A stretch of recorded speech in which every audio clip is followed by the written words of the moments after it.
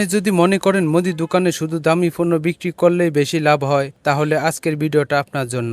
আসসালামু আলাইকুম, আমি ফিরোজ FM ইব্রাহিম স্টোরে আপনাদের সবাইকে স্বাগতম। আমি প্রতিদিন আমার দোকানে বসে একটি বিষয় খুব ভালোভাবে লক্ষ্য করছি। মানুষের প্রয়োজন প্রতিদিন বদলায় না, তারা বারবার একই ধরনের নিত্য প্রয়োজনীয় জিনিস কিনতে আসে। আমার দোকানে সবচেয়ে বেশি বিক্রি হয় 5টি পণ্য: চাল, সয়াবিন তেল, ডাল, লবণ এবং বিস্কিট। এগুলো ছাড়া প্রায় কোনো পরিবার দৈনন্দিন রান্না বা নাস্তা সম্পূর্ণ হয় না।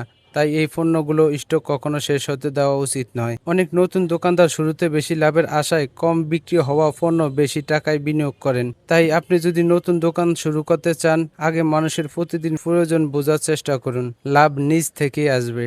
আপনার এলাকায় কোন পণ্য সবচেয়ে বেশি বিক্রি হয়, কমেন্টে অবশ্যই জানাবেন। আর মুদি দোকানের বাস্তব অভিজ্ঞতা, ব্যবসার টিপস এবং প্রতিদিনের গল্প জানতে FM ইব্রাহিম স্টোরকে ফলো করুন।